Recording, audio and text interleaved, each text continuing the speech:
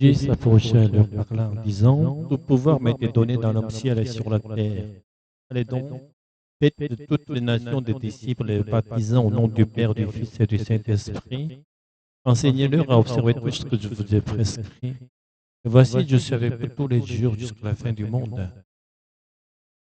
Parfois, en regardant autour de nous, il peut sembler que certaines personnes non chrétiennes vivent mieux que les chrétiens.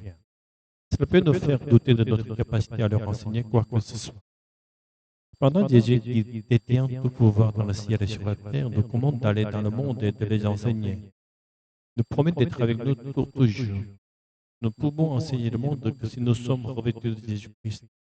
Être revêtu de Jésus signifie croire qu'il est le Seigneur de tout puissant. Il nous faut comprendre que nos faiblesses et manquements ne signifient pas que le Seigneur manque de puissance, mais qu'elles font partie de sa volonté. Et comme le dit Paul, c'est dans notre faiblesse que la puissance du Seigneur se manifeste pleinement.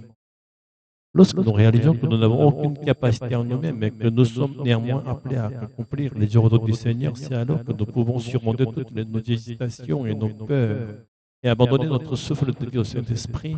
Cependant, nous devons aussi reconnaître que même cet abandon n'est pas notre volonté ou de notre décision, mais uniquement une grâce pour offrir notre vie. Nous devons surmonter la peur de la mort et cette capacité ne vient que de Dieu commandant.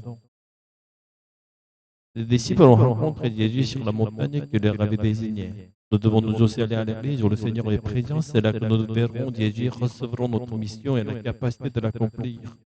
Le Seigneur est présent dans l'église par son esprit.